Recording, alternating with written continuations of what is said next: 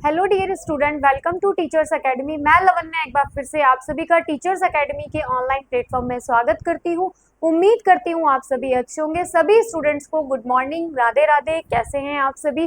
तो आज का जो हमारा सेशन है फिर लिटरली दोबारा से बहुत ही जैसे इम्पोर्टेंट होता है वैसे ही बहुत ही इम्पोर्टेंट सेशन है, जिसमें आपके एसएसटी के देखिए अब आपके प्रीवियस ईयर क्वेश्चंस लगभग हमने कर लिए हैं। ठीक है, इन क्लासेस के माध्यम से हमने प्रीवियस ईयर क्वेश्चंस लगभग 300 से 350 क्वेश्चंस को कवर कर लिया है, प्रीवियस ईयर क्वेश्चंस को।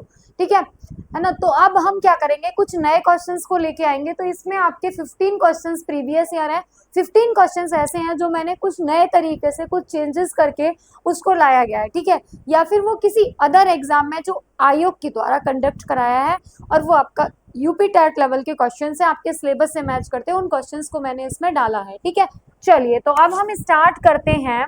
आपका एक सेकेंड में पेन ले लेती हूँ। चलिए अब हम स्टार्ट करते हैं। ये देखिए, ठीक है, हमारा यहाँ पे आपका 29 मार्च से सभी बच्चे थ्योरी के साथ जुड़ना ना भूले।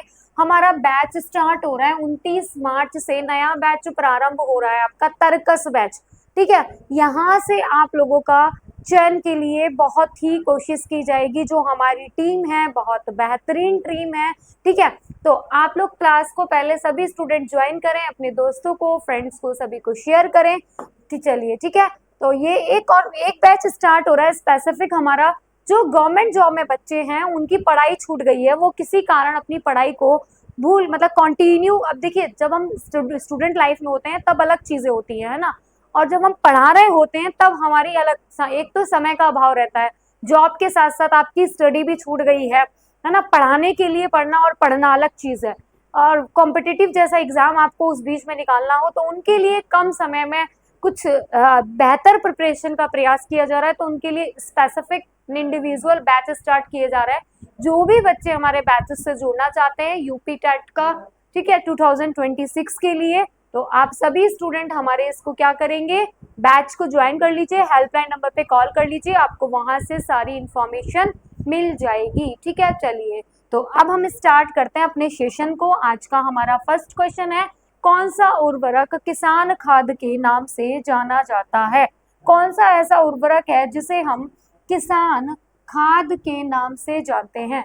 कौन सा ऐसा उर्वरक है जिसे हम किसान खाद के नाम से जानते हैं? Calcium nitrate, calcium ammonium nitrate, ammonium sulphate, ammonium sulphate nitrate. बताइए कौन सा ऐसा है जिसे हम किसान खाद के नाम से जानते हैं?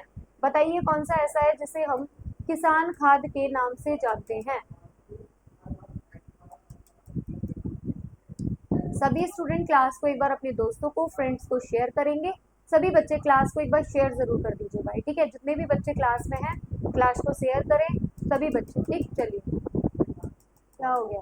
ठीक, चलिए फटाफट से शेयर करें सभी बच्चे। कोई भी स्टूडेंट, अभी क्लास स्टार्ट हो गई है आप लोगों की। ठीक है, चलिए और क्लास को शेयर कर दीजिए। जो भी बच्चे क्लास में आए हैं क्लास को शेयर कर दीजिए। ठीक है, क्लास को, एक मिनट, आपको क्वेश्चंस दिख रहे हैं ना सारे? चलिए ठीक है, क्लास को आप अपने दोस्तों को, फ्रेंड्स को, सभी को शेयर कर दीजिए। तो क्या है आपका किसान उर्वरक के नाम से हम किसे जानते हैं? कैल्शियम नाइट्रेट को जानते हैं, कैल्शियम अमोनियम नाइट्रेट को जानते हैं, अमोनियम सल्फेट है या फिर अमोनियम सल्फेट नाइट्रेट है? बताइए किसको हम किसके नाम से जानते हैं? फर्स्ट क्वेश्चन है हमारा, कैल्शियम नाइट्रेट को किसके नाम से जानता है ना? तो कैल्शियम किसको कैल्शियम नाइट्रेट को हम जानते हैं किसके नाम से? किसान खाद के नाम से। इसका उपयोग किस लिए किया जाता है? उर्वरक शक्ति को बढ़ाने के लिए, उर्वरता के लिए इसका प्रयोग किया जाता है। नेक्स्ट क्वेश्चन आता है हमारा स्क्रीन पर, 1 हेक्टेयर सेंटीमीटर पानी की कुल मात्रा होगी कितनी? 1000 मीटर, 10,000 लीटर, 1000 लीटर, 10,000, है ना, 1 लाख, है ना, या फिर 10 लाख? इस तरीके से बताइए क्या होगी। कमेंट तो आप लोगों का नहीं आ रहा है, सभी स्टूडेंट कमेंट भी करेंगे साथ साथ क्लास में। ठीक है, तो 1 हेक्टेयर सेंटीमीटर पानी की कुल मात्रा क्या होगी? 1 हेक्टेयर जो सेंटीमीटर पानी है उसकी जो कुल मात्रा है वो कितनी होगी? बताइए कितनी होगी? 1 लाख लीटर। ठीक है, ये बेसिक चीजें हैं, याद होनी चाहिए आप लोगों को। एक बार सभी स्टूडेंट इसको ध्यान रखेंगे। ठीक है, ये बेसिक चीजें हैं, उस पर हमें पूरा फोकस होना है। ठीक है, चलिए चलिए चलिए, ठीक है, चलिए अब आ गया होगा, मुझे लगता है, उम्मीद है आप लोगों को समझ में, है ना। चलिए नेक्स्ट है आपका, केला का कायिक प्रवर्धन होता है। देखिए केला का जो कायिक प्रवर्धन है वो क्या होता है, ये सारे हमें फलों का कुछ इंपॉर्टेंट है उनका याद रखना है। तो केला का जो कायिक प्रवर्धन है, बीज द्वारा, तने द्वारा, पत्ती द्वारा, शकर द्वारा, वो क्या होता है बताइए। केले का जो कायिक प्रवर्धन है उसका क्या होता है, फटाफट से बताएं सभी बच्चे, और क्लास में जो भी बच्चे हैं कमेंट जरूर करें, ठीक है। उससे क्या होता है कि आपके आंसर्स करने की क्षमता बढ़ती है, और आप लोग का आंसर गलत कर रहे हैं सही कर रहे हैं वो टीचर को पता रहता है, ठीक है। चलिए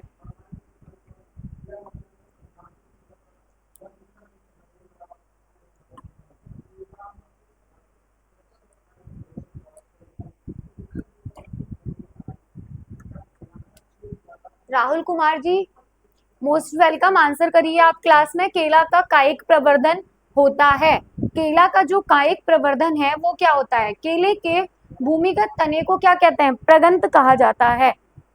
प्रकंद कहा जाता है। केले के भूमिगत, किसको, केले के भूमिगत तने को, केले के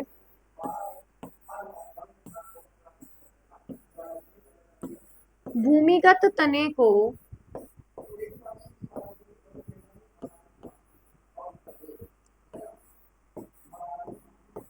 केले के भूमिगत तने को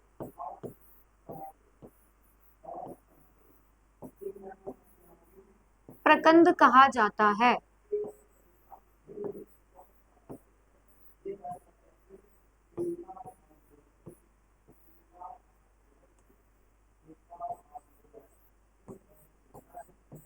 केले के भूमिगत तने को प्रकंद कहा जाता है। क्या कहा जाता है, प्रकंद, जिसमें कई कलियां निकली है। इसके प्रत्येक कलिका अंकुरित होकर एक नए बलमुनुमा प्रकंद का निर्माण करती है, ठीक है। तो केले का जो कायिक प्रबंध है वो किससे निकलता है, तने के द्वारा, ठीक है। केले का जो कायिक प्रबंध है वो तने के द्वारा निकलता है। Very good Rahul Kumar ji. राहुल जी इस क्लास को आप अपने दोस्तों को, फ्रेंड्स को, सभी को शेयर कर दीजिए, ठीक। और 11 बज गए हैं और हमारी क्लास 11 बजे स्टार्ट हो जाती है, तो सभी स्टूडेंट जो भी यूपी टेट के एग्जाम की प्रिपरेशन कर रहे हैं 11 बजे क्लास में ज्वाइन करिए, ठीक है। राहुल कुमार जी इस क्वेश्चन का आंसर करिए, क्या है, निम्नलिखित में से कौन सा उर्वरक तीव्र आर्द्रता ग्राही होता है। कौन सा ऐसा उर्वरक है जो तीव्र आर्द्रता ग्राही है, ammonium sulphate, calcium ammonium nitrate, sodium nitrate, urea, बताइए निम्नलिखित में से कौन सा उर्वरक तीव्र आर्द्रता ग्राही है, बताइए तीव्र आर्द्रता ग्राही कौन सा अमोनियम है, ammonium sulphate, calcium ammonium nitrate, sodium nitrate, urea, बताइए फटाफट से आंसर करें। राहुल जी आंसर करिए, ठीक है। सभी स्टूडेंट इसका आंसर करेंगे जल्दी जल्दी, ठीक है। तो क्या होगा इस क्वेश्चन का आंसर, देखिए यूरिया उर्वरक तीव्रता ग्राही होता है। यूरिया एक क्या है, सबसे पहले आप यूरिया को जानिए कि यूरिया है क्या, कार्बनिक यौगिक है कि नहीं है। यूरिया क्या है आपका, यूरिया आपका क्या है, एक कार्बनिक यौगिक है। यूरिया क्या है, कार्बनिक यौगिक।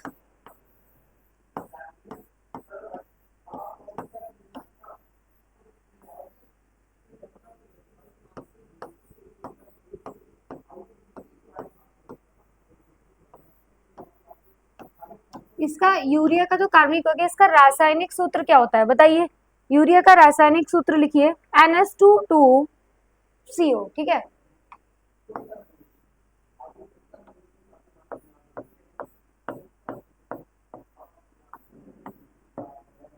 NH2CO, ठीक है। ये यूरिया का क्या है, रासायनिक सूत्र है, याद कर लीजिए।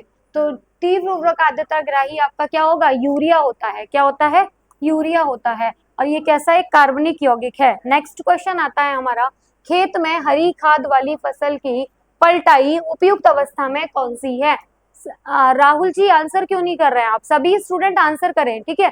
देखिए क्लास में स्टूडेंट्स हैं, दिख रहे हैं, लेकिन आंसर आप लोग नहीं कर रहे हैं। बेटा गलती होगी यहाँ होगी, क्या दिक्कत है ना। अभी यहाँ पे तो हम प्रैक्टिस के लिए आ रहे हैं, यहाँ जितनी गलतियां करनी है कर लीजिए, लेकिन यही सब गलतियां आपके एग्जाम तक चली गई तब कितनी दिक्कत होगी आप लोगों को, बताइए, है ना। और ये यूपी टेट जैसा एग्जाम ऐसा भी नहीं है कि हर बार होता है, कितने सालों बाद हो रहा है, ठीक है। कितने बच्चे तो ऐसे हैं यूपी टेट की, मैं मतलब कि कितने बच्चे ऐसे होंगे जो ओवर एज हो गए होंगे, सुपर टेट नहीं दे पाएंगे, ठीक है। चलिए, खेत में हरी खाद वाली फसल की पलटाई की उपयुक्त अवस्था कौन सी है? प्रारंभिक अवस्था, फूल आने की पूर्व अवस्था, फूल आने के पश्चात की अवस्था, परिपक्व अवस्था। बताइए, आंसर करें सभी बच्चे, एक बार आंसर करेंगे तभी मैं आगे बढ़ूंगी, ठीक है? आप लोग आंसर करिए। हाँ भाई, हमारी जो क्लासेस हैं रेगुलर तो आपके टीचर्स एकेडमी के चैनल पर ही चलेंगी। कुछ टेक्निकल इशू हो गया है, उसकी वजह से हमारी क्लासेस टीजीटी पीजीटी एकेडमी पर चल रही हैं। ये चैनल भी हमारा ही चैनल है, ठीक है? वही चैनल है।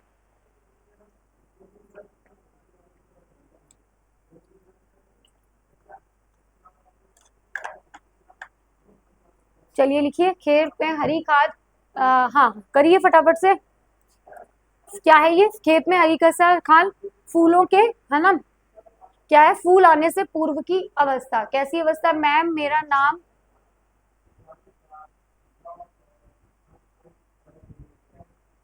मैम मेरा नाम सुगंधी एंड मिस क्लास 11 की स्टूडेंट हूँ।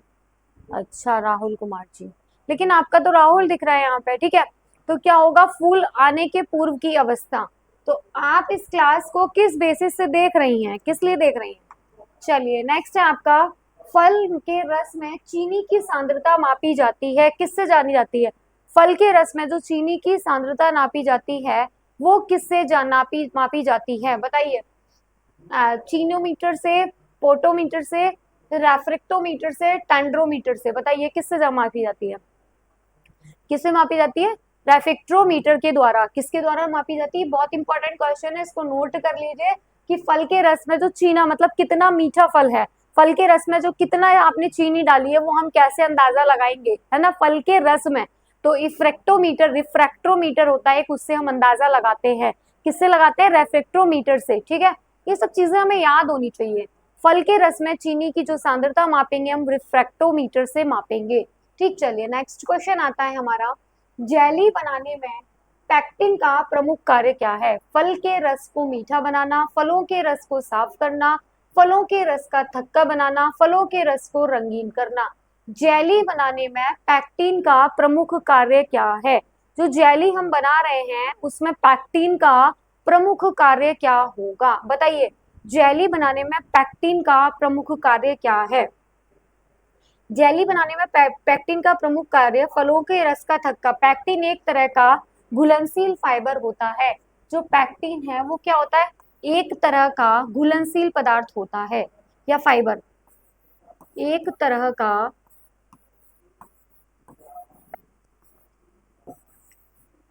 का घुलनशील फाइबर होता है।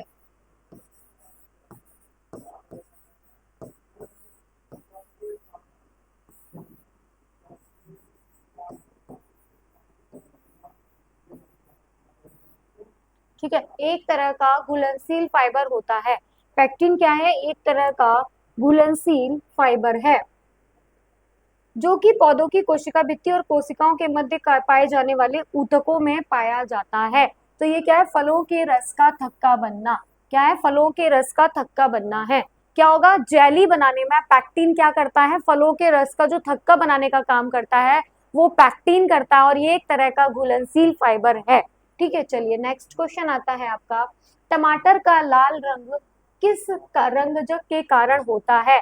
बताइए, ये तो कि सबको पता होगा, टमाटर का जो लाल रंग है वो एंथोसाइनिन साइनाइन के कारण, जैंथोफिल के कारण या फिर लाइकोपिन के कारण जो टमाटर हमारा लाल दिखता है वो किस एंजाइम की वजह से दिखता है? किसकी वजह से दिखता है? तो वो लाइकोपिन की वजह से दिखता है। टमाटर का जो लाल रंग है वो लाइकोपिन की वजह से होता है। नेक्स्ट क्वेश्चन है, नींबू का फल प्रचुर स्रोत है टार्टरिक अम्ल का, मैलिक अम्ल का, सिट्रिक अम्ल का, एसिटिक अम्ल का। बताइए, ये तो यूपी पीसीएस में भी मिलाने के लिए इस टाइप के क्वेश्चंस आ जाते हैं। तो नींबू का जो प्रचुर स्रोत है वो क्या होगा? सभी स्टूडेंट जो भी क्लास में है क्लास को करें बेटा, 11 बज गए हैं, आपकी क्लास स्टार्ट हो गई है। आप लोग क्लास को ज्वाइन कर लीजिए, सभी स्टूडेंट अपने दोस्तों को, फ्रेंड्स को शेयर कर दीजिए। जितने भी स्टूडेंट क्लास में है सभी इस क्लास को अपने दोस्तों को, फ्रेंड्स को शेयर जरूर करें। तो नींबू का फल जो प्रचुर स्रोत है वो किसका है? बताइए, नींबू का फल जो प्रचुर स्रोत है बताइए किसका है? नींबू का फल सिट्रिक प्रचुर स्रोत है। सिट्रिक अम्ल क्या है? दुर्बनिक कार्मिक अम्ल है, ठीक है? टार्टरिक किस में पाया जाता है? इमली में पाया जाता है। टार्टरिक रस अम्ल आपका इमली में पाया जाता है। टार्टरिक अम्ल इमली में पाया जाता है। टार्ट्रिक अम्ल इमली में पाया जाता है आपका। और फिर दूसरा आपका एसिटिक अम्ल फलों के रस में पाया जाता है। एसिटिक अम्ल फलों के रस में पाया जाता है।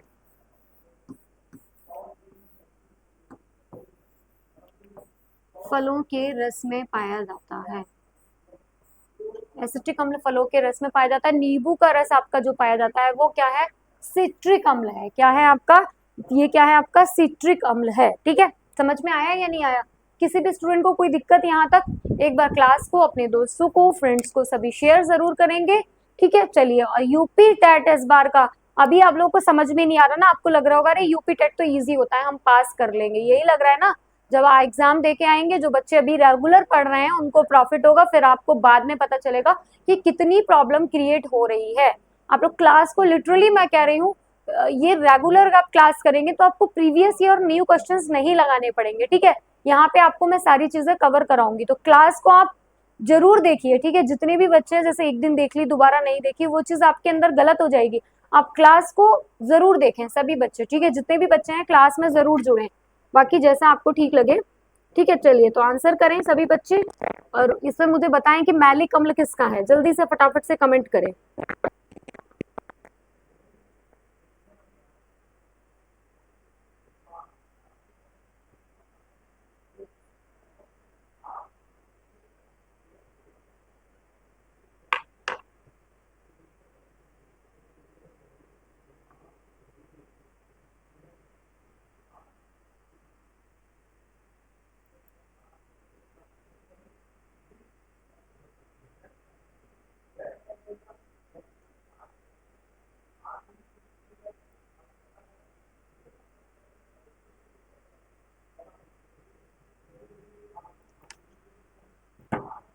ठीक, चलिए नेक्स्ट है आपका, केंद्रीय एगमार्क प्रयोगशाला कहाँ अवस्थित है? नागपुर में, पुणे में, बैंगलोर में, लखनऊ में? बताइए। केंद्रीय आपकी जो है केंद्रीय एगमार्क प्रयोगशाला कहाँ अवस्थित है? नागपुर में, पुणे में, बैंगलोर में, लखनऊ में? कहाँ पर स्थित है बताइए? केंद्रीय कहाँ पे स्थित है? केंद्रीय एगमार्क प्रयोगशाला नागपुर में अवस्थित है। जो एक बार एगमार्क है वो क्या है? एक प्रमाणिक चिन्ह है।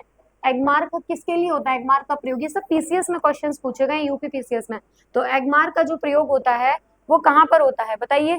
एगमार्क का प्रयोग होता है किसके लिए?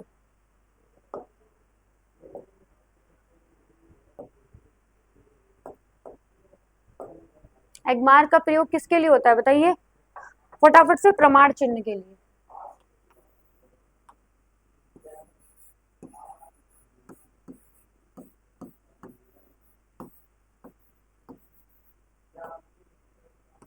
ठीक है, एगमार्क का प्रयोग प्रमाण चिन्ह के लिए होता है। ठीक है,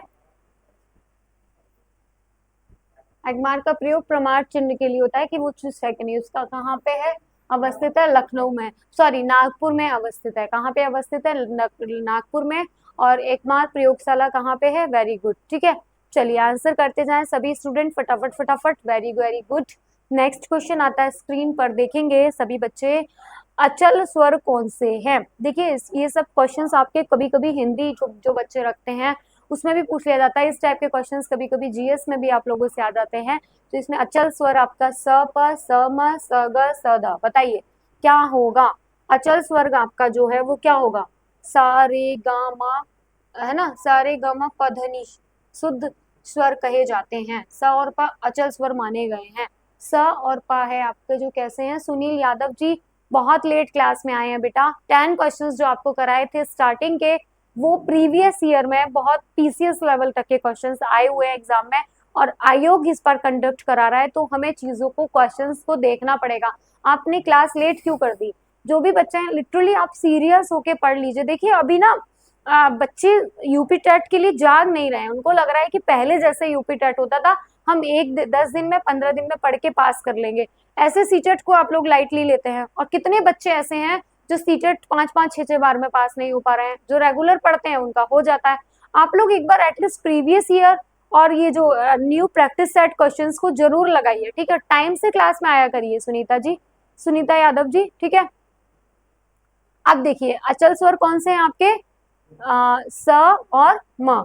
अचल स्वर आपके क्या है, स प, स और प अचल स्वर कहे जाते हैं, सॉरी, क्योंकि ये अपनी जगह पर कायम रहते हैं। बाकी 5 स्वर के दो दो रूप कर दिए जाते हैं क्योंकि अपनी जगह से हटते रहते हैं, और ये स और प अपनी जगह से हटते नहीं है, इसलिए इसको हम क्या कहते हैं, अचल स्वर कहते हैं। अब क्वेश्चन आ जाएगा कि स और पा को अचल स्वर क्यों कहते हैं? इसलिए कहते हैं क्योंकि ये अपनी जगह पे ही रुके रहते हैं, कायम रहते हैं, अपनी जगह से हटते नहीं है। बाकी के जो वो 5 स्वर हैं वो क्या होते हैं, अपनी जगह रिप्लेस करते रहते हैं, ठीक है, लेकिन ये अपनी ही जगह पर रहते हैं, इसलिए इसको क्या कहते हैं, अचल स्वर कहते हैं, ठीक है। चलिए नेक्स्ट क्वेश्चन आता है स्क्रीन पर आपका, राग यमन किस थाट से उत्पन्न है?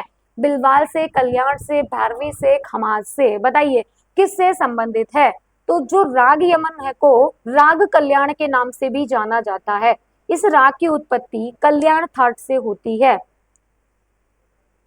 इस राग को रात्रि के प्रथम प्रहर या इस राग को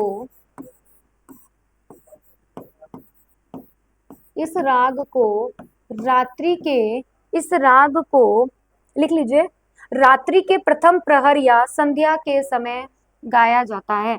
इस राग को रात्रि के प्रथम प्रहर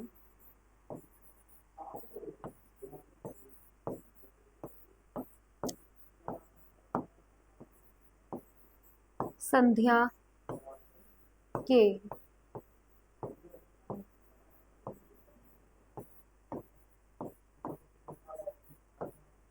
समय गाया जाता है। तो क्या होगा इसका आंसर, कल्याण थाट, है ना? क्या होगा, कल्याण थाट होगा। मैम मुझे पता ही नहीं था क्लास कब से चलती है। सुनीता यादव जी, क्लास की टाइमिंग है हमारी 11 बजे, और रेगुलर क्लासेस आप ज्वाइन कर लीजिए, जहाँ पे मैं 11 बजे डेली कराती हूँ। इसमें मैंने 300 से 350 प्रीवियस क्वेश्चंस जो आए हैं प्रीवियस ईयर वो करा दिए। अब आपकी जो सेशन चल रहा है आज से 11 नंबर सेशन से, उसमें हम कुछ क्वेश्चंस प्रीवियस ईयर कर रहे हैं, कुछ नए क्वेश्चंस जो आयोग के द्वारा कहीं प्रीवियस ईयर आपके सिलेबस को ध्यान में रखते हुए आए हैं, वो मैं प्रैक्टिस करा रही हूँ, ठीक है। आप लोगों को मैं एनसीईआरटी से भी क्वेश्चंस कराऊंगी, जैसे ही 5 प्रैक्टिस सेट अब मैं ऐसे कराऊंगी, उसके बाद में आपका प्रैक्टिस सेट 1 से 16 से जो स्टार्ट होगा वो एनसीईआरटी के बेसिस पर होगा। आप रेगुलर जुड़े रहिए क्लासेस से, आपको प्रीवियस ईयर के क्वेश्चंस, नए क्वेश्चंस जो आएंगे वो आपके गलत नहीं होंगे। और 29 मार्च से तर्कस बैच स्टार्ट हो रहा है, जिसमें आपको थ्योरी भी पढ़ाई जाएगी। चलिए नेक्स्ट है आपका, संगीत में समान गति के सतत प्रवाह को क्या कहते हैं? संगीत में जो समान गति के सतत प्रवाह है उसको क्या कहते हैं? लय, ताल, सम, छंद, बताइए क्या कहते हैं? फटाफट से आंसर करें सभी बच्चे। संगीत में समान गति से जो वो लय है उसको क्या कहते हैं? बहुत इजी है, क्या कहेंगे बताइए? मैंने बोलते बोलते आंसर भी बोल दिया इसका, है ना, लय बोलते हैं, है ना। चलिए 40 नंबर क्वेश्चन है, गम प निधि संदीपा, गम गमन किस राग स्वर्ग के समूह है? बताइए तो ये किस राग स्वर के समूह है? फटाफट से आंसर करेंगे सभी बच्चे, जल्दी जल्दी, है ना, जल्दी प्रॉपर वे में आप लोग आंसर करिए। सुनीता जी इसका लिख रही हैं ए। सुनीता जी आप जिस भी क्वेश्चन का आंसर कर रही है मुझे नहीं पता ना, तो क्वेश्चन नंबर मेंशन कर दीजिए। जैसे आपने अभी 13 का किया है या 14 का किया है, कैसे पता चलेगा, है ना बेटा? तो आंसर क्या होगा इसका? राग विहाग, सी होगा, ए नहीं होगा, ठीक है। और ये क्वेश्चन आपका प्रीवियस ईयर में यूपी टेट में आया हुआ है, ठीक है। चलिए क्योंकि कुछ क्वेश्चंस प्रीवियस ईयर है, कुछ नए क्वेश्चंस हैं, उसको हम ध्यान में रख के क्लास को कर रहे हैं, ठीक है। ठीक, चलिए तो राग Vihag is your right answer. Next question आता है हमारा, झंडा गान विजयी विश्व तिरंगा प्यारा के रचयिता कौन है? झंडा गान जो है विजयी विश्व तिरंगा प्यारा, इसके रचयिता कौन है? रविंद्रनाथ टैगोर, श्यामलाल गुप्ता पार्षद, हरिवंश राय बच्चन, हरिशंकर परसाई। 15 का आंसर करें जल्दी से, और साथ साथ आप लोग कमेंट भी किया करें, ठीक है। सभी स्टूडेंट्स कमेंट भी करेंगे फटाफट से, ठीक है।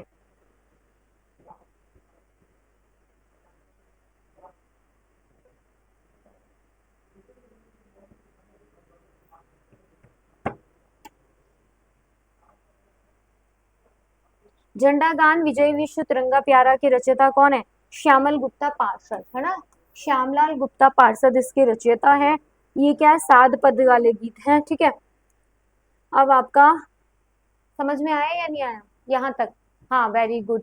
Sunita ji question number mention करके आंसर करिए, ठीक है। तो झंडा गान विजय विश्व तिरंगा प्यारा के जो रचयिता हैं वो कौन है? श्यामलाल गुप्ता पार्षद। ठीक है, समझ में आ रही हैं चीजें या नहीं आ रही हैं?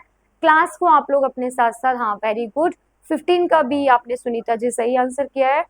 आप लोग जितने भी बच्चे क्लास में हैं एक बार क्लास को अपने दोस्तों को, फ्रेंड्स को, सभी को शेयर कर दीजिए। ठीक है, चलिए जिससे सभी को प्रॉफिट हो क्लास का। नेक्स्ट क्वेश्चन आता है आपका, थायराइड से निकलने वाला हार्मोन क्या है? थायराइड से आपका पैराथाइक्लिन निकलता है, थायरॉक्सिन निकलता है, इनसुलिन निकलता है, इसमें से कोई नहीं। बहुत बेसिक क्वेश्चन है, इसको कोई भी सही कर लेगा। क्या है? यह शरीर के उपापचय को नियंत्रित करने के लिए क्या करता है? महत्वपूर्ण भूमिका निभाता है। जो थायरॉक्सिन हार्मोन है वो शरीर के उपापचय को नियंत्रित करने के लिए सबसे महत्वपूर्ण भूमिका निभाता है। तो इसका जो थायराइड से निकलने वाला जो हार्मोन है वो क्या होगा? थायरॉक्सिन। थायराइड से निकलने वाला हार्मोन का क्या आंसर होगा? Thyroxine. B is your right answer. ठीक है, सभी स्टूडेंट इसका आंसर कर लीजिए फटाफट से। किसी भी स्टूडेंट को कोई दिक्कत है तो कमेंट करें या मुझे आंसर बताएं। ठीक, चलिए सबको कोई क्लियर है। नेक्स्ट है आपका, जल के माध्यम से भोजन पकाने की विधि निम्नलिखित में से कौन सी है? खदकाना, उबालना, स्टीयरिंग या फिर सभी? जल के माध्यम से भोजन जो हम पका रहे हैं उसकी विधि क्या है? 17। देखिए मैं थोड़ा स्लो इसलिए हूँ क्योंकि आप लोग के आंसर स्लो आ रहे हैं। मैं फास्ट फास्ट बोल के चली जाऊंगी, कोई मतलब नहीं है। ठीक है, जब हम मैराथन सेशन कराएंगे उसमें हम बहुत फास्ट अपनी चीजों को रखने का प्रयास करेंगे। लास्ट में हम 2 से 3 मिनट में जितने भी क्वेश्चंस करेंगे उनको रिवाइज भी करेंगे। ठीक है, तो अपने सेशन को मैं डेली रिवाइज भी कराती हूँ सभी स्टूडेंट्स को। तो आज की क्लास में पता नहीं बच्चे हमेशा रहते थे, आज क्या हो गया आप लोगों को? क्लास में नहीं है बच्चे। क्लास को आप अपने दोस्तों को, फ्रेंड्स को एक बार शेयर जरूर कर दीजिए। ठीक है, वैसे हमारी क्लासेस सुनीता यादव जी रेगुलर चलती हैं TGT PGT academy, teachers academy channel पर, लेकिन कुछ टेक्निकल इश्यू की वजह से वो चैनल पे क्लासेस नहीं चल रही हैं। तो अब हमारी जो क्लास चल रही है टीजीटी पीजीटी अकेडमी पर चल रही है। कुछ दिन बाद रेगुलर क्लासेस वहीं देखने को आपको मिलेंगी। ठीक है, चलिए, तो जल के माध्यम से भोजन पकाने की विधि निम्नलिखित में से कौन सी है? बताइए, जल के माध्यम से जो हम खाना पकाते हैं, है ना, पानी के माध्यम से, जल के माध्यम से, वो कौन सी विधि है? उसको क्या कहते हैं? जल के माध्यम से जो पका रहे हैं उसको क्या कह रहे हैं? तो इसके अंतर्गत खदकना, उबलना, स्टूरिंग। देखिए क्या कहते हैं, जल के माध्यम से जब हम खाना पका रहे हैं तो उसको कुछ लोग खदकाना भी बोलते हैं, खदका लो, कुछ लोग उबालना भी बोलते हैं, स्ट्यूइंग भी बोलते हैं। तो क्या होगा आंसर सही? जल के माध्यम से जो अपने भोजन को पका रहे हैं वो D is your right answer. ठीक है, सभी चीजें इसकी सही है। नेक्स्ट है आपका, ढोकला बनाने में जो प्रयुक्त होती है, सब लोग ढोकला खाते होंगे बहुत टेस्ट के साथ, है ना, सबको पसंद होगा, है ना। तो बताइए ढोकला बनाने में जो विधि प्रयुक्त होती है वो क्या है? ढोकला बनाने में जो प्रयुक्त विधि है वो क्या है? खमीरीकरण है, या फिर उथली चिकनाई है, या फिर गहरी चिकनाई विधि है, या फिर उबालना है? बताइए क्या होगा? फटाफट से आप लोग आंसर करें, मैं जब तक पानी पीती हूँ। सभी स्टूडेंट इसका आंसर करने का प्रयास करें जल्दी से।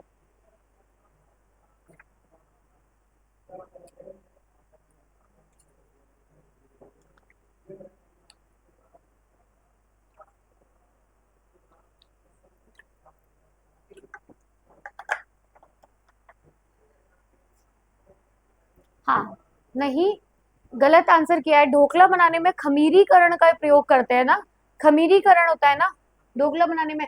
उबालना कैसे हो जाएगा? उसको उबालती थोड़ी है आप। देखो उसको किस तरीके से देखने से ही पता चल जाता है। ढोकला बनाने में जो प्रयुक्त विधि है वो क्या है आपका? खमीरीकरण है बेटा।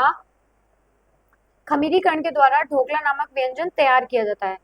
खमीरीकरण की प्रक्रिया के दौरान सूक्ष्म जीव जैसे यीस्ट या फफूंद ऑर्गेनिक यौगिक में बदल जाते हैं। इससे भोजन नेचुरल और फायदेमंद जीवाणु बढ़ जाते हैं। भोजन में फायदेमंद और नेचुरल जीवाणु बढ़ जाते हैं। आपने देखा होगा ढोकला में, ढोकला फायदेमंद होता है इसीलिए होता है। ठीक है, नेक्स्ट क्वेश्चन है आपका, 2 वर्ष से 6 वर्ष की आयु को कहते हैं?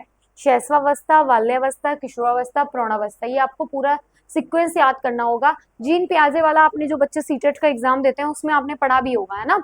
2 वर्ष से 6 वर्ष की आयु को क्या कहेंगे हम? फटाफट से आंसर करिए। सुनीता जी आपका 18 तो गलत हो गया, कोई बात नहीं, गलतियां यहीं से सीखनी है। तो 1 से 3 वर्ष की आयु, देखिए बाल्यावस्था क्या होती है हमारी? 6 से 12 वर्ष की बाल्यावस्था क्या है? 6 से 12 वर्ष।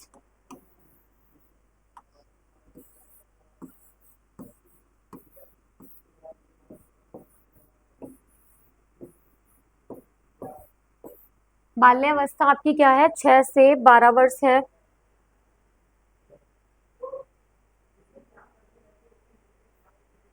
किशोरावस्था 12 से 18 वर्ष है।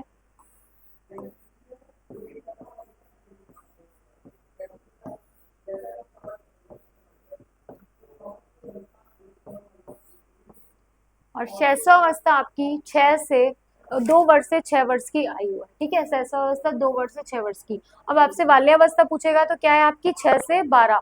और किशोरावस्था एडोलसेंस जिसको कहते हैं वो क्या है आपकी, एडोलसेंस आपकी क्या है, क्या होगा। सुनीता जी कैसे आपके आंसर्स गलत हो रहे हैं।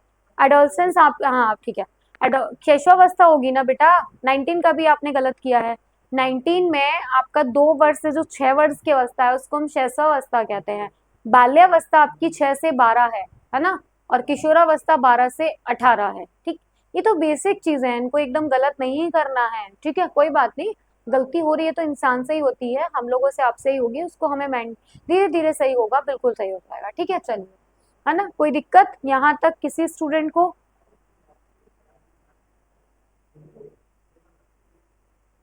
हाँ बेटा, हमें अपनी चीजों, अभी देखिए मैं 5 मिनट में लास्ट में जब पूरे 30 क्वेश्चन करा दूंगी, पूरे प्रॉपर आपको क्लास में ही याद कराऊंगी, ठीक है, रिवाइज कराऊंगी, ठीक। चलिए, नेक्स्ट क्वेश्चन है आपका, जल प्रदूषण का कारण है बढ़ती जनसंख्या, कीटनाशक, मनुष्य के क्रियाकलाप, उपयुक्त सभी। जो जल प्रदूषण है उसका कारण क्या है बताइए।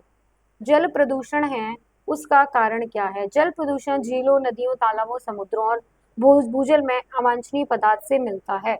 तो जल प्रदूषण आपका बढ़ती जनसंख्या भी हो सकती है, कीटनाशक भी हो सकते हैं, मनुष्य के क्रियाकलाप भी हो सकते हैं, है ना। तो सभी चीजों से आपका जल प्रदूषण बढ़ रहा है। आंसर करें फटाफट से सभी स्टूडेंट, फटाफट फटाफट जल्दी जल्दी। एक बार क्लास को आप लोग अपने दोस्तों को, फ्रेंड्स को, सभी को शेयर जरूर कर दीजिए, पता नहीं क्यों, क्लास को शेयर करिए, है ना। तो क्या होगा इसका आंसर बताइए। जल प्रदूषण का कारण क्या है।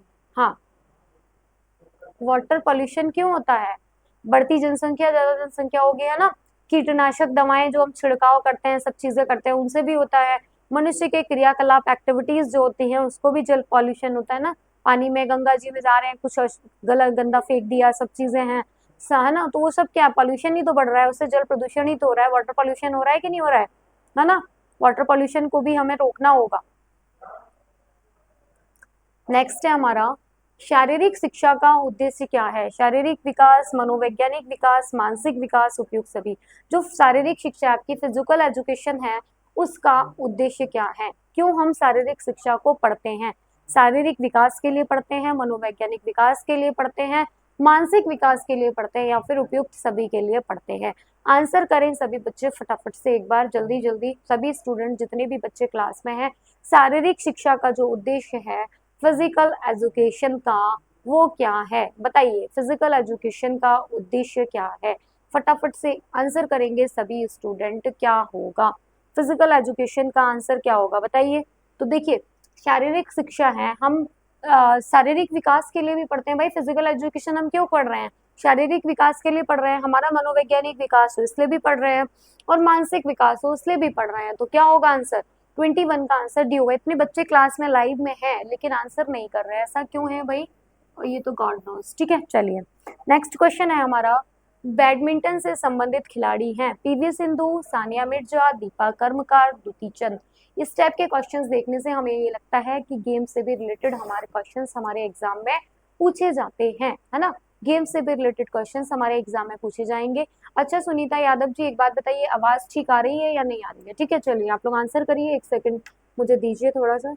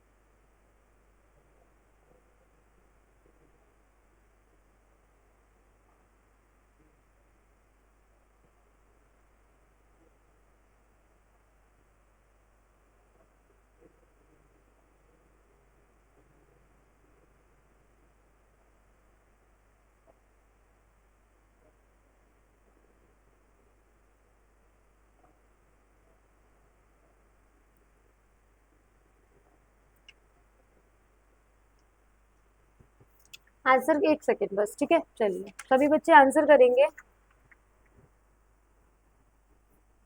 आ रही है ना, ठीक है। तो क्या होगा इसका आंसर? पीवी सिंधु, है ना। सानिया मिर्जा कैसे हो जाएगा? 22 का आंसर पीवी सिंधु होगा ना, बैडमिंटन से संबंधित है। पीवी सिंधु बैडमिंटन से संबंधित खिलाड़ी है, ओलंपिक में महिला एकल बैडमिंटन का रजत पदक जीतने वाली है। पीवी सिंधु ने एरो इंडिया, एयर शो, है ना, ये सब किया है ना। चलिए आ रही है ना, तो पीवी सिंधु। नेक्स्ट, दालों में सबसे ज्यादा रिच क्या देखिए, दाल जो हम खाते हैं उसमें सबसे ज्यादा क्या पाया जाता है? बताइए, दालों में जो सबसे ज्यादा पाया जाता है वो क्या पाया जाता है? आपका प्रोटीन पाया जाता है, विटामिन पाया जाता है, वसा पाया जाता है, खनिज पाया जाता है। दालों में जो सबसे ज्यादा है वो आपका क्या पाया जाएगा? प्रोटीन। बताइए, दालों में जो सबसे ज्यादा क्या पाया जाता है?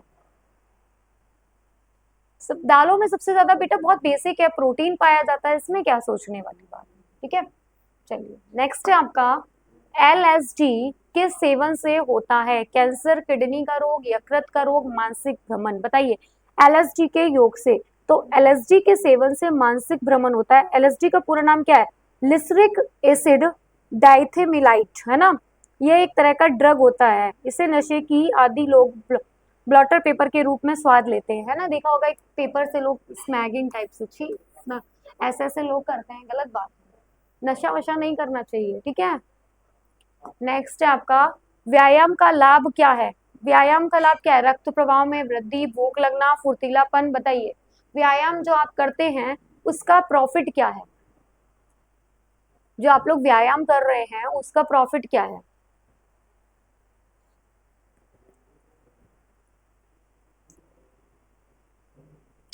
क्या है व्यायाम का प्रॉफिट? सभी है ना, उपयुक्त सभी। नेक्स्ट है आपका, वृत्त आरेख उपयोगी है। एक प्रतिरूप को प्रदर्शित करने के लिए, विभिन्न मात्राओं की तुलना करने के लिए, समग्र के संबंध में किसी एक के मूल्य को प्रदर्शित करने के लिए, ऐतिहासिक अवधि की विशेषताओं को दर्शाने के लिए। वृत्त जो आरेख है वो उपयोगी है किसके लिए? बताइए, वृत्त आरेख उपयोगी है किसके लिए? विभिन्न वृत्त आरेख किसके लिए उपयोगी है? बताइए, जो हम वृत्त आरेख बनाते हैं वो एक प्रतिरूप को प्रदर्शित करने के लिए उपयोगी है, विभिन्न मात्राओं की तुलना करने के लिए है, समग्र के संबंध में किसी एक वृत्त के मूल्य को प्रदर्शित करने के लिए, ऐतिहासिक अवधि की विशेषताओं के लिए है। बताइए, वृत्त का प्रयोग हम किस लिए कर रहे हैं? तो वृत्त जो है आपका वो किस लिए? विभिन्न मात्राओं की तुलना करने के लिए। जो वृत्त का प्रयोग हम करते हैं वो क्या है? विभिन्न मात्राओं की तुलना करने के लिए है। नेक्स्ट है, सामाजिक विज्ञान में परीक्षा सुधार पर हाल ही का SCF आधार पत्रक बल देता है, मतलब सॉरी, पत्रक जो है वो जो आपका क्या है? एनसीएफ का जो पत्र आया है वो जो किस चीज पर ज्यादा प्रेशराइज करता है? परीक्षा निष्पादन पर, खुली पुस्तक परीक्षा पर, जो ओपन एजुकेशन होता है ना जिसमें एग्जाम में बुक लेके जा सकते हैं आप, परीक्षा के समय बैठने की लचीली व्यवस्था पर, सतत आकलन पर। बताइए, जो आपका एनसीएफ का आपने पढ़ाई होगा ना, एनसीएफ जो सीटेट का एग्जाम देते हैं बच्चे उसमें पढ़ते ही होंगे। तो सामाजिक विज्ञान में जो परीक्षा सुधार पर एनसीएफ ने एक जो बल दिया है, किस बात पर बल दिया है? बताइए अपना इसमें से, बताइए फटाफट से। तो एनसीएफ क्या है आपका? राष्ट्रीय पाठ्य चर्चा की रूपरेखा 2005, है ना, सतत एवं किस पर देता है? ताकि छात्रों के मन में परीक्षा के भय को, देखिए छात्रों के मन में, देखिए हमारे इंडिया में क्या होता है, जैसे छात्रों के मन में जो एग्जाम का प्रेशर रहता है ना वो बहुत ज्यादा रहता है। तो जो एनसीएफ है हमारा वो क्या कह रहा है कि छात्रों के मन में हमें परीक्षा की व्यवस्था, परीक्षा को क्या करना है? कम करना है, ठीक है। तो क्या है? सतत आकलन पर। किस पे करना है? सतत आकलन, ठीक। समझ में आया है? यहाँ तक किसी सिंगल स्टूडेंट को कोई दिक्कत है तो मुझे कमेंट करे, पूछे, अदरवाइज मैं आगे बढ़ूंगी, ठीक है। चलिए फटाफट फटाफट आगे बढ़ूंगी। नेक्स्ट है आपका, सामाजिक अध्ययन शिक्षा का उद्देश्य क्या है? सांस्कृतिक विरासत का विकास करना, राष्ट्रीय एकता और अंतरराष्ट्रीय समझ विकसित करना, अच्छे नागरिक होना, या फिर उपयुक्त सभी। बताइए क्या होगा? सामाजिक अध्ययन जो शिक्षा है उसका हमारा उद्देश्य क्या है? हम सामाजिक विद्या को, सामाजिक अध्ययन को, या सोशल एजुकेशन को, या एसएसटी को, सोशल साइंस को हमने अपने पाठ्य चर्चा में क्यों डाला है? इसका उद्देश्य क्या है? कोई भी जब काम होता है तो उसके पीछे उसका उद्देश्य होता है। तो यहाँ पे क्या उद्देश्य है? सांस्कृतिक विरासत का आकलन विकास करना, राष्ट्रीय एकता और अंतरराष्ट्रीय समझ विकसित करना, या फिर अच्छे नागरिक होना, बताइए क्या होगा। सांस्कृतिक विरासत का विकास कैसे करेंगे सामाजिक अध्ययन से। राष्ट्रीय एकता और अंतर्राष्ट्रीय समझ कैसे विकसित करेंगे। अच्छे नागरिक कैसे बनेंगे, या फिर सभी। बताइए क्या आंसर होगा क्वेश्चन नंबर 28, और 28 का आंसर क्या होगा बताइए। वेरी गुड सुनीता जी, बहुत सही आंसर कर रही हैं फटाफट से। तो क्या होगा इसका आंसर, डी हो जाएगा। ठीक है, D is your right answer. Next session है, क्वेश्चन है हमारा, परियोजना कार्य महत्वपूर्ण है क्योंकि। परियोजना कार्य जो महत्वपूर्ण है आपका क्यों। यह विद्यार्थियों को रचनात्मक बनाता है, क्रिएटिव बनाता है। बताइए, यह शिक्षक को रचनात्मक बनाता है, शिक्षक को, है ना। यह करके सीखना सीखने का महत्वपूर्ण तरीका है। यह विद्यार्थियों के लिए क्रियाकलाप के रूप में होता है। आता है नहीं होता है। तो बताइए क्या होगा।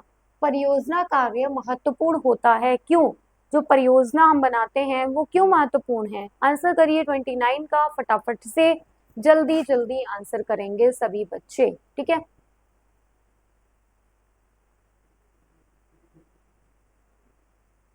आंसर करें।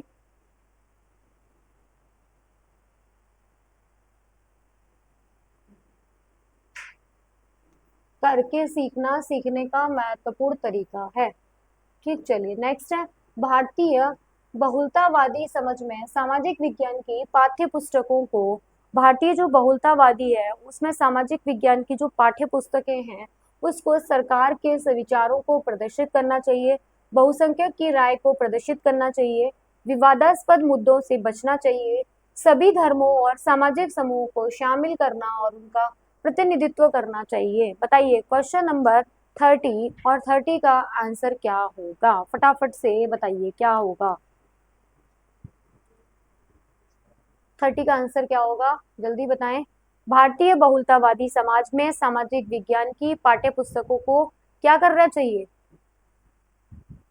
सभी धर्मों और सामाजिक समूहों को शामिल करना और उनका प्रतिनिधित्व करना चाहिए। ठीक है, अब हमने ये 30 क्वेश्चंस किए हैं, लेकिन एक बार हम इन 30 क्वेश्चंस को स्टार्टिंग से क्या करेंगे, रिवाइज करेंगे। ठीक है, एक बार 5 मिनट के अंदर हम इन क्वेश्चंस को फटाफट से रिवाइज करेंगे, जल्दी जल्दी स्पीड के साथ। ठीक है, जल्दी से। ठीक है, तो फटाफट से एक बार सुनीता जी आप क्लास में रुके रहिए, जो भी बच्चे हैं सब रुके रहे।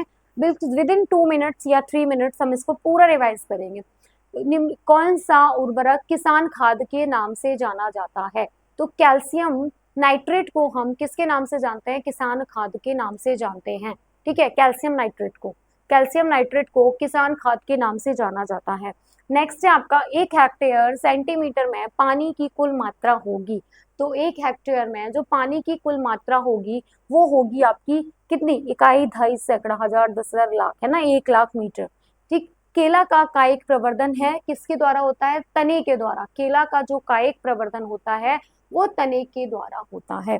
नेक्स्ट है आपका, नेक्स्ट क्वेश्चन होगा, देखिएगा, सॉरी, निम्नलिखित में से कौन सा उर्वरक तीव्र आर्द्रताग्राही होता है। तो यूरिया आपका तीव्र आर्द्रता।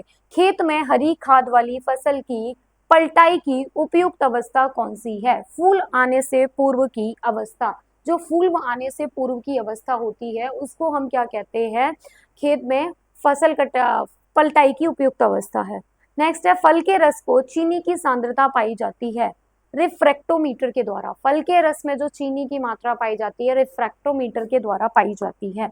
नेक्स्ट है आपका, जेली बनाने में पैक्टिन का प्रयोग होता है, किस लिए होता है, फलों के रस का थक्का बनाने के लिए। पैक्टिन का जो प्रयोग होता है फलों के रस का थक्का बनाने के लिए होता है।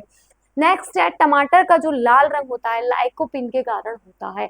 टमाटर का जो लाल रंग होगा बेटा वो किस लिए होगा, लाइकोपिन की वजह से होगा। ठीक है, लाइकोपिन। नेक्स्ट है आपका, नींबू का फल प्रचुर स्रोत है सिट्रिक अम्ल का। नींबू का जो फल स्रोत है वो क्या है, सिट्रिक अम्ल का स्रोत है। नेक्स्ट क्वेश्चन है, केंद्रीय एगमार्क प्रयोगशाला, है ना, कहाँ पे है प्रयोग इसका, ये नागपुर में है। और एगमार्क का प्रयोग हम किस लिए करते हैं, प्रमाण चिन्ह के लिए, है ना। जो देखा होगा मार्केट से आपको सामान खरीदते जाते हैं तो उस पर एगमार्क लगा होता है, प्रमाण चिन्ह के लिए कि हाँ भाई ये प्रमाणित है, सही है। ठीक है ना। चलिए नेक्स्ट है आपका क्वेश्चन, अचल स्वर है आपका स और प। बाकी के जो 5 स्वर हैं वो रिप्लेस होते रहते हैं, स और 5 जो अपनी जगह पे हैं वही फिक्स रहते हैं, इसलिए इसको क्या कहते हैं, अचल स्वर कहते हैं। ठीक है, नेक्स्ट है आपका, राम यमन किस थाट से उत्पन्न है, तो कल्याण थाट से उत्पन्न है। अब आपसे संगीत में आपका जो समान गति से सतत प्रवाह होता है वो किसके द्वारा होता है? लय से। ठीक है, लय में गाना गाएंगे तभी तो अच्छा रहेगा ना। ठीक है, चलिए नेक्स्ट है आपका गम पनी सदा मप गामानी प्रतीक्षा मप गमन किस राग का स्वर्ग समूह है? तो राग विहाग का। ठीक है, नेक्स्ट है आपका झंडा गमन विजय विश्व तिरंगा प्यारा, ये गाना इसके रचयिता कौन थे? तो श्यामलाल गुप्ता पार्षद। कौन रचयिता इसके? श्यामलाल गुप्ता पार्षद इसके रचयिता थे। ठीक है, नेक्स्ट है आपका थायराइड से निकलने वाला हार्मोन क्या है? थायराइड क्या होता है? हमारी जो बॉडी में सारी चीजों को कंट्रोल, जैसे थायरॉक्सिन होता है उसको कंट्रोल करता है, तो क्या थायराइड से जो हार्मोन निकलता है वो क्या है? थायरॉक्सिन। ठीक है, चलिए नेक्स्ट है आपका जल के माध्यम से भोजन पकाने की जो विधि है, कहीं कहीं उसको उबालना बोलते हैं, खदकाना बोलते हैं, स्टरिंग बोलते हैं, है ना, तो सारा है स्टीवडिंग। ठीक है, नेक्स्ट है आपका ढोकला बनाने में हम किस विधि का प्रयोग करते हैं? तो ढोकला बनाने में हम खमीरीकरण का प्रयोग करते हैं। ढोकला बनाने में जो प्रयोग होता है वो खमीरीकरण का प्रयोग होता है। नेक्स्ट है आपका 2 वर्ष या 6 वर्ष की आयु कौन सी हो जाएगी आपकी? 2 वर्ष या 6 वर्ष की आपकी आयु हो जाएगी शैशवावस्था। 6 से 12 वर्ष की आयु को हम बाल्यावस्था, 12 से 18 आपकी किशोरावस्था, एडोलसेंस जिसको कहते हैं। जल प्रदूषण के कारण है सारी चीजें। ठीक है, जो उसमें दिया है उपयुक्त सभी जल प्रदूषण के कारण है। शारीरिक शिक्षा का उद्देश्य क्या है? क्यों हम इसको शारीरिक शिक्षा को, फिजिकल एजुकेशन को पाठ्य चर्चा में डालते हैं या क्यों पढ़ते हैं? इसका उद्देश्य क्या है? तो इसका उद्देश्य है आपका सारी चीजें जो भी इसमें ऑप्शन में है, देखिए मानसिक विकास, मनोवैज्ञानिक विकास, शारीरिक विकास। ठीक है, नेक्स्ट है इसका होगा आपका बैडमिंटन से संबंधित है पीवी सिंधु। नेक्स्ट दालों में जो सबसे ज्यादा पाई जाती है रिच क्या होती है? दाल हम क्यों खाते हैं? प्रोटीन की कमी जब हो जाती है तो उसे हम दाल, जैसे जिस व्यक्ति के अंदर प्रोटीन की मात्रा ज्यादा हो जाती है उसको दाल खाने के लिए मना किया जाता है क्योंकि उसमें रिच प्रोटीन होता है। ठीक है, चलिए नेक्स्ट है आपका एलसीडी के सेवन होता है मानसिक विभ्रम के लिए। व्यायाम का लाभ क्या है? फुर्तीला शरीर हो जाता है, भूख लगती है और रक्त प्रवाह, ब्लड सर्कुलेशन काफी तेज हो जाता है। ठीक है, उसको हम कहते हैं।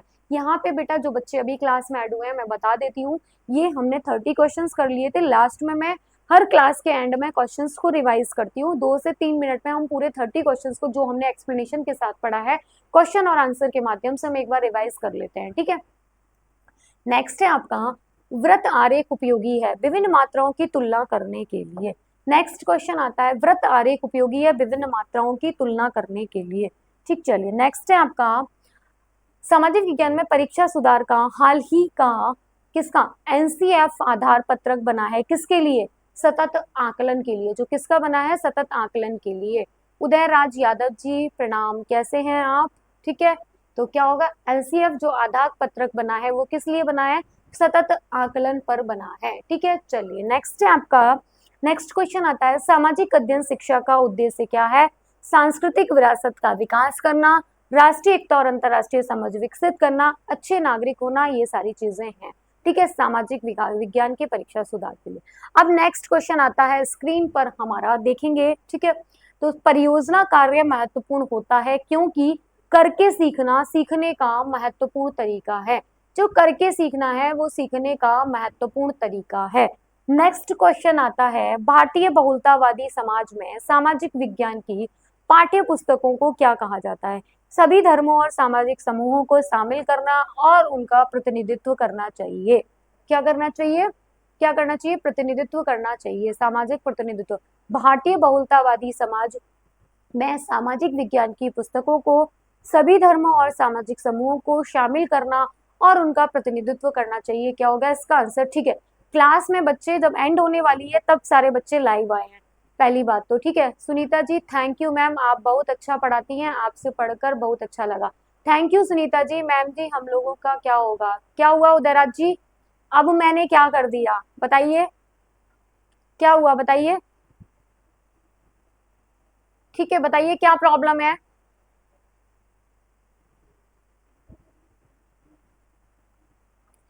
उदयराज जी अब सारे बच्चे कल 11 बजे क्लास में फिर से जुड़ेंगे। 11 बजे आपकी क्लास होगी, हम लोग 11 बजे जुड़ेंगे। ठीक है, चलिए ठीक, अब हम जुड़ते हैं। कल मिलते हैं 11 बजे। ठीक है, 29 तारीख से तर्कस बैच स्टार्ट हो रहा है तो वहां पे हम पूरी प्रॉपर थ्योरी के साथ रहेंगे। तो उदयराज जी हर समय टीचर गलत नहीं होता है, इस चीज को याद रखिए। ठीक है, चलिए बहुत सारी चीजें टीचर के साथ भी होती हैं तो हम इस प्लेटफॉर्म से यहाँ से कोई चीज बोल नहीं सकते। चलिए फिर मिलते हैं कल सभी स्टूडेंट्स। और क्लास में हम ऐसे ही पूरा क्लास में रिवीजन भी करेंगे, सारी चीजें प्रीवियस ईयर क्वेश्चंस मैं आपके लिटरली पूरे बहुत अच्छे से प्रिपेयर करवा दूंगी आप लोगों को, ठीक है। चलिए फिर मिलते हैं कल 11 बजे। वहां हेल्पलाइन नंबर पे बात करिए, ठीक है। मैं मेरी तरफ से बंद नहीं है, ठीक है। चलिए एक बार आप वहां बात कर लीजिए, मुझे कोई, ठीक। तो क्या होगा मैं, ठीक, चलिए फिर मिलते हैं कल। ओके बाय, टेक केयर सभी स्टूडेंट्स को।